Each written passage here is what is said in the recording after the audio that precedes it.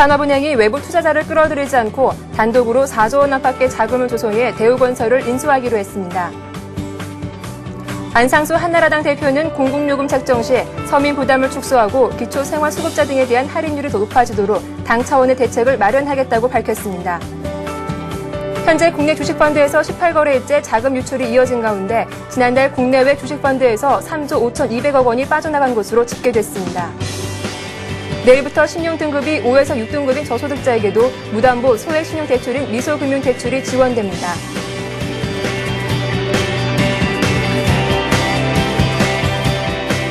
네, 라스트 성공 전략 2부 시작하겠습니다. 현재 코스피, 코스닥 모두 하락으로 흐름을 바꾸면서 마감했습니다. 코스피 장중에 빨간불이 들어오면서 상승으로 흐름을 바꿀 수 있겠다 싶었지만 현재 기관의 투식 물량이 부담으로 작용하면서 결국 약세로 흐름을 바꿨습니다. 역시 코스닥 연일 하락으로 흐름 보이면서 480포인트대마저 무너지면서 마감을 했는데요. 좀 더 자세한 시장 상황 시황센터 연결해서 알아보도록 하겠습니다. 김보람 아나운서 나와주세요.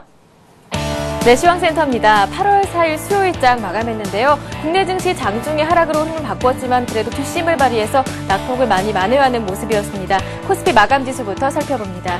현재 오늘 코스피는 1포인트 내리면서 1789포인트에 마감했습니다. 오늘 출발은 1795포인트, 상승으로 출발했는데요. 하지만 기관의 매물이 부담으로 작용하면서 장중에 하락으로 흐름을 바꾸었습니다. 하지만 외국인 쪽에서 꾸준하게 매수세를 유지하면서 장중에 장 마감 들어서 잠시 빨간불을 켜기도 했는데요. 오늘 약보합에서 마감하는 모습이었습니다. 오늘 0.07% 하락 움직임 나타나면서 1789포인트에 마감하는 모습이었습니다. 이런 지수의 움직임 수급으로 좀 더 자세히 살펴봅니다. 오늘장 외국인이 꾸준하게 매수세를 유지했는데요. 외국인 1,300억 원 정도 매수 우위 차지했습니다. 여기에 개인도 매수했는데요. 개인이 1,000억 원 정도 매수 우위가 나타났습니다. 반면에 기관 쪽에서는요. 투신권을 중심으로 펀드 환매 물량이 대거 출회되면서 강한 매도 우위가 나타났는데요. 기관이 2,500억 원 정도 매도 우위 나타나면서 지수 하락을 부추기는 모습이었습니다. 코스닥 살펴봅니다. 오늘 코스닥도 마찬가지로 2포인트 내리면서 479포인트에 하락 마감하는 모습이었습니다. 오늘 출발은 상승으로 출발했습니다. 483포인트에 출발했는데요. 하지만 장중에 하락으로 흐름을 바꾼 뒤에 낙폭을 만회하지 못하고 오늘 479포인트까지 내려와서 마감하는 모습이었습니다. 지수의 움직임 수급으로 좀 더 자세히 살펴봅니다. 오늘 장에서 마찬가지로 개인이 매수 우위 차지했는데요. 개인이 290억 원 정도 강한 매수세가 나왔습니다. 여기에 외국인도 소폭 매수했는데요. 외국인이 30억 원 정도 매수 우위 나타났습니다. 코스피와 마찬가지로 기관은 매도했습니다. 기관이 280억 원 정도 매도세를 출회하는 모습이었습니다. 이어서 외환시장 한번 살펴보겠습니다. 원달러 환율은 오늘까지 내렸는데요. 오늘은 2원 60전 내리면서 1169원에 마감하는 모습이었습니다. 오늘 출발은 1167원에 출발했는데요. 오늘 68원에 출발했는데요. 오늘 박스권은 1167원에서 1171원 사이에서 움직였습니다. 오늘 국내 증시가 그렇지만 소폭 조정을 받고 있었고요. 당국 개입 경계감도 남아있는 상황에서 낙폭은 제한적인 모습이었는데요. 오늘 장은 0.23% 하락 움직임 나타내면서 1168원 90전에 마감하는 모습이었습니다. 이어서 유가증권 시장 시초 상위 종목들의 움직임도 체크해봅니다. IT주와 자동차주 오늘까지 상승세를 이어가지는 못했는데요. 먼저 삼성전자가 외국인들의 매도세에 오늘 1% 내리면서 80만 원대까지 내려왔습니다. 반면에 철강주들 강세에 포스코가 0.2% 올랐고요. 현대차가 1.3% 내리면서 15만 원대 회복하지 못하면서 14만 8천 원대까지 내려왔습니다. 신한지주 마찬가지 내렸고요. 삼성생명이 오늘 1.7% 내렸습니다. LG화학 장중에 신고가 가기도 했지만 오늘 1% 내리면서 마감했습니다. 현대모비스가 약보합 조정받는 모습이었고요. 현대중공업만이 오늘 2% 강한 모습을 보여줬는데요. 두산중공업의 수주가 유력시 되던 사우디아라비아 화력발전소가 재입찰됐다는 소식에 오늘 강세를 보인 것으로 풀이됩니다. 한국전략과 KB금융이 내렸고요. 반면에 LG전자가 0.4% 빨간불을 켜면서 마감했습니다. 이어서 코스닥 살펴보겠습니다. 코스닥 서울반도체는 오늘 2% 내렸고요. 반면에 셀트리온과 SK브로드밴드, OCI머티리얼즈가 빨간불을 켜면서 마감했습니다. 포스코 ICT가 1.8% 내렸고요. CJ 오쇼핑 약보합 조정받았습니다. 메가스터디가 어제와 마찬가지로 외국계 증권사에서 매수세가 들어오면서 오늘장까지 강한 모습을 보여줬는데요. 주당 5,300원 오르면서 18만 7,800원까지 올랐습니다. 동서가 올랐고요. 네오이즈게임즈까지 올랐고요. 반면에 다음과 태웅, SK컴즈는 내렸습니다. 이어서 오늘 특징 테마주 한번 살펴보겠습니다. 국제유가가 배럴당 82달러까지 오르면서 석유화학주가 장 초반부터 강한 모습을 보여줬는데요. 장 마감에 임박하자 상승폭은 일부 반납한 모습입니다. 하지만 장중에 신고가신 종목들이 많은데요. LG화학과 호남석유만이 1% 하락 움직임 나타나고요. 나머지 종목들은 빨간불을 켜면서 마감하는 모습이었습니다. 네, 이어서 오늘 철강주 살펴보겠습니다. 원화가 강세를 보이면서 원재료 수입 비중이 큰 철강주에는 호재로 작용했는데요. 종목들 살펴봅니다.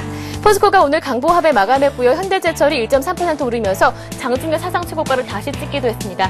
11만 6천 원까지 올랐고요. 세아베스틸 마찬가지로 52주 신고가 찍었는데요. 오늘 3.6% 큰 폭의 움직임 나타났습니다. 이렇게 철강주들이 강세를 보였고요. 증권주 마찬가지로 올랐습니다. 장중에 지수가 반등세를 보이자 함께 오르는 모습이었는데요. 증권주 종목들 살펴봅니다. 삼성증권이 3.5% 큰 폭으로 올랐고요. 현대증권 마찬가지로 3.4% 올랐습니다. HNG 투자증권 역시 5% 가까이 오르면서 증권주들이 강세를 보여줬습니다. 네, 이어서 건설주 한번 살펴보겠습니다. 대우건설이 산업은행의 단독 인수 소식이 전해지면서 대우건설, 금호산업 중심으로 큰 폭으로 올랐는데요. 대우건설 3.6% 올랐고요. 금호산업이 11% 두 자릿수 상승세가 나타났고요. 나머지 종목들 마찬가지로 1%에서 3.3% 상승 움직임 나타났습니다. 네, 이어서 4대강 관련주 한번 살펴보겠습니다. 그동안 4대강 관련 사업에 대해서 반대 의지를 표명했었던 충북도지사가 찬성 의지를 공식적으로 표명하면서 다시 한번 관심 받는 모습이었는데요. 종목들 살펴봅니다. 동신건설이 15% 가격 제한폭까지 올랐고요. 이화공영이 10% 오르면서 4대강 관련주들이 강한 모습을 보여줬습니다. 마지막으로 방위산업 관련주도 살펴보겠습니다. 대북 리스크가 부각되면서 다시 한번 상승 움직임이 나타나는 모습이었는데요. 다시 한번 살펴봅니다. 동신건설 15% 가격 제한폭까지 올랐고요. 이화공영 10% 오르면서 4대강 관련주들 강한 모습. 스페코가 2% 올랐고요. 포스텍이 강보합 그리고 홍선홀딩스가 3.2% 오르면서 방위산업 관련주까지 강한 모습을 보여줬습니다. 네, 오늘 장 뒷심을 발휘하면서 낙폭을 많이 하는 모습이었는데요. 내일 장은 또 어떤 장이 펼쳐질지 나스성공 전략과 함께 고민해보시기 바랍니다. 지금까지 마감 시황이었습니다. 네, 마감 시황 들으셨습니다. 일단 양시장 모두 출발은 빨간불을 켜면서 상승 출발했지만 투신을 중심으로 한 기관의 펀드 환매 부담을 느끼면서 양시장 모두 약세로 전하는 모습이었습니다. 일단 업종별로 보면요, 이렇게 환율이 연일 1,160원대로 내려오면서 원화 강세 수혜주가 큰 폭으로 오르는 모습을 보여줬고요. 증권주, 은행주, 건설주가 강세를 보였습니다. 자, 이를 바탕으로 내일장 투자 전략도 세워보도록 하겠습니다. HMC 투자증권 김중원 책임연구원과 연결해 보겠습니다. 안녕하세요. 네, 안녕하세요. 네, 먼저 오늘장 이렇게 약세로 마감을 했습니다. 오늘장 특징 좀 짚어주시죠. 네네. 개장 초 상승 출발한 코스피가 지수 1800선을 앞두고 어떤 부담을 좀 받았던 걸로 해석이 되는데요. 3일 만에 장중 조정받는 양상을 보였는데 아무래도 이런 것은 미증시의 개인소득, 소비지출 등 경제지표 둔화, 그리고 현물시장에서의 외국인 매수세 둔화, 그리고 선물시장에서 오히려 외국인의 선물 매도가 강화되는 모습을 보였고요. 투신권의 펀드 환매 물량이 지속적으로 출현되는 등이 이제 국내 증시의 상승에 어떤 발목으로 작용했던 걸로 해석됩니다. 하지만 오후장 들어서는 외국인의 매수세가 강화되었고 오전 순매도를 기록했던 연기금이 순매수로 전환하는 등 외국인과 연기금이라는 기존의 두 매수 주체가 수급을 강화하면서 낙폭을 상당 부분 축소시켰고 그로써 장은 약보합 수준으로 마감할 수 있었습니다. 미증시 개인소득이나 소비지출 등 경제지표 둔화 여파로 현물시장의 외국인의 매수세가 둔화되고 있다는 점 등이 이제 부담 요인인데 투신권의 펀드 환매 물량이 지속적으로 출현된다는 점을 보면 국내 증시가 어떤 상승 여력이 어느 부분 이런 부분은 좀 제한적이지 않나라고 보고 있습니다. 그래서 결국 당초 전망과 같이 금번 7월 2분기 실적 시즌 이후 국내 증시는 한 단계 업그레이드된 것은 사실이지만 추가 상승의 시마다 선진국 쪽의 경제지표 악재와 투신권의 펀드 환매가 발목으로 작용해 지수가 우상향 강형성은 그렇게 크게 높지 않다고 보고 있습니다. 이렇게 추가 상승에 대한 모멘텀이 부재한 상황에서 미국에서 들려오는 경기 지표에 조금씩 주춤하는 모습을 보여준 것 같습니다. 이렇게 오늘 뉴욕 증시와 커플링하는 모습을 보이면서 마감을 했는데요. 그렇다면 오늘 밤 또 미국에서는 어떠한 경기 지표들이 또 우리 시장에 영향을 줄까요? 네, 금일 미국 시장에서는 7월 ADP 취업자 변동과 ISM 비제조업 지표의 발표가 대기했습니다. 고용과 생산과 관련된 지표들이 대기에 있는 만큼 금일 밤 미국 시장에서 발표되는 지표들에 좀 주목할 필요가 있는데요. 실례로 지난 화요일 ISM 제조업 지표가 예상치를 상회한 점은 증시에 호재로 작용했다는 점이 기억되는 부분입니다. 현재 전망치는 7월 ADP 취업자 변동은 3만 명 정도로 전월 13,000명 대비 좀 크게 증가할 걸로 보이는데 이런 부분은 그 주말 실업률 발표를 앞두고 좀 긍정적인 부분으로 해석됩니다. 그리고 7월 ISM 비제조업 지수는 전월 53.8보다는 소폭 감소한 53점 수준을 정도로 예상되고 있습니다. 네. 앞서서 이제 환율 말씀도 좀 나눠봐야 될 것 같습니다. 이렇게 환율이 연일 1160원대에서 마감하는 모습을 보여주고 있는데요. 이렇게 외국인이 순매수를 지속하는 것도 환율 하락에 조금 영향을 주지 않았나 싶습니다. 이렇게 환율 하락 추세 당분간 이어질까요? 어떻게 보시는지요? 네, 그 환율과 관련해서 결국 외국인의 매수세에 관심을 가져야 되는데요. 그 환율이 어느 정도 하락되고 난 이후에도 외국인의 매수세가 유입이 될 수 있고, 뭐 그에 따라서 이제 그 원화 약세 수의 어떤 수출주가 지속적으로 이제 그 주도주의 역할을 할 수 있느냐는 부분입니다. 실제로 이제 7월 보면은 외국인들이 그 원화가 그 환율이 상당히 오른 부분에서 그 외국인들의 매수세가 굉장히 강화되었고, 그러면서 이제 수출주들에 대한 그 외국인의 선호가 지속되었는데요. 이런 부분들이 이제는 조금 더 지속되긴 좀 힘들지 않는가라는 부분을 고려해야 될 것 같고요. 그러다 보면 아무래도 그 외국인의 매수 둔화와 그에 따른 외국인의 선호 업종인 수출주의 약세 가능성은 좀 존재하지 않을까라고 보고 있습니다. 연구원님, 그렇다면 이렇게 환율 원화 강세가 예상되는 이런 항공주와 또 여행주, 철강주는 조금 앞으로 전망이 어떻게 보시는지 궁금하고요. 그렇다면 이런 수출주, IT주와 자동차에 대한 투자 전략은 또 어떻게 세우는 것이 좋을까요? 네, 그래서 뭐 지속적으로 계속 이 시간 코너를 통해서 말씀드리지만 지금의 그 매수 주체는 두 매수 주체는 외국인과 연기금을 들 수 있습니다. 근데 외국인 같은 경우에는 그 어떤 그 환차익 기대에 따라 영향을 많이 받다 보니까, 그리고 또 최근에는 그 미국 및 선진국 시장의 그 경제 상황이나 이런 부분에 대해서 민감한 부분을 보이고 있습니다. 그래서 뭐 7월에는 크게 매수를 보이면서 그에 따른 선호 업종들이 강세를 보였지만, 금년 들어 보면 외국인의 매수세가 매수할 땐 많이 매수하고 또 매도할 때는 많이 매도하는 모습을 보이고 있습니다. 그런 관점에서는 그 외국인의 선호 업종인 수출 쪽 기존 주도주의죠. IT와 자동차가 금년 내내 좀 지속적으로 주도주의 역할을 하기는 쉽지 않을 걸로 보이고, 그에 반해서 이제 그 새로이 좀 그 증시에 새로 선호되는 업종으로 떠오르는 그 연기금의 선호하는 업종, 그 최근에 그 계속 얘기되는 그 굴뚝 업종이라고 할 수 있는 산업재와 소재 관련 업종들이, 그 연기금은 그 최근에 보면 지수가 오를 때나 빠질 때도 꾸준한 모습을 그 순매수하는 모습을 보이고 있습니다. 그래서 그와 관련된 업종들이 오히려 하반기에는 더 두각을 나타내지 않을까라고 전망하고 있습니다. 네, 오늘자 그래도 코스피는 거의 보합권에서 혼조세로 마감됐다라고 볼 수가 있겠는데요. 1790포인트 가까이서 마감을 했습니다. 그런데 코스닥은 이렇게 계속 부진한 흐름이 이어지고 있습니다. 일각에서는 8월달 들어서 이런 중소형 코스닥 업체들이 2분기 실적을 발표하면서 코스닥 주가가 조금 반등의 기회가 될 수 있겠다라는 의견도 있었는데요. 코스닥 흐름은 좀 어떻게 전망하시는지요? 사실 지금 뭐 코스닥 시장을 보면 코스피 대비해서는 굉장히 조정폭이 크고, 그에 따라서 밸류에이션 매력도 상당히 높은 것도 사실입니다.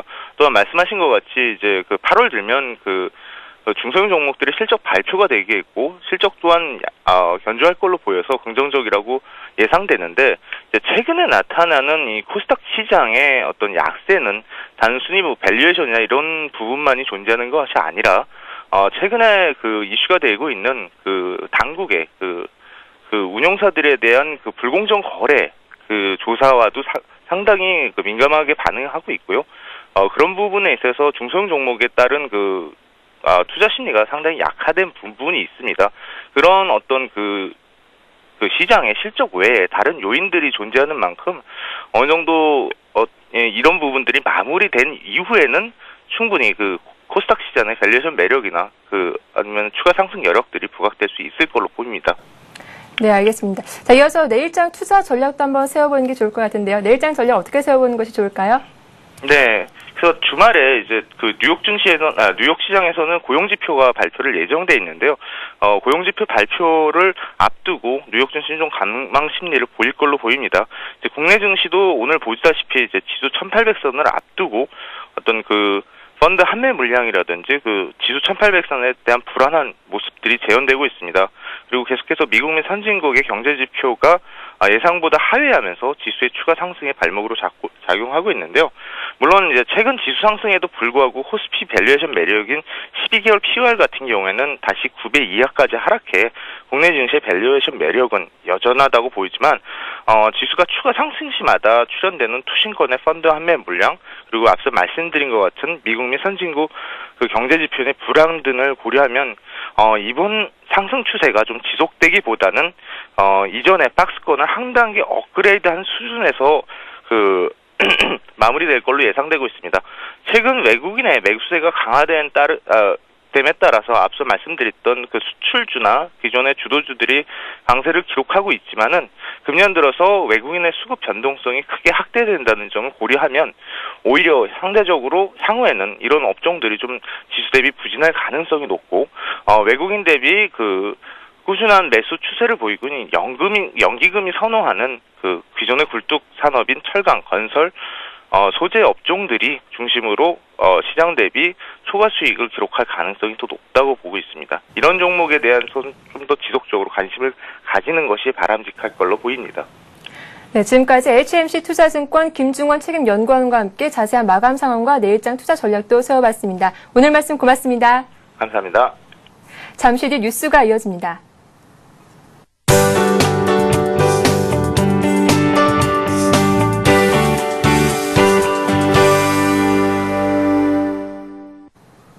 산업은행이 외부 투자자를 끌어들이지 않고 단독으로 4조 원 안팎의 자금을 조성해 대우건설을 인수하기로 했습니다.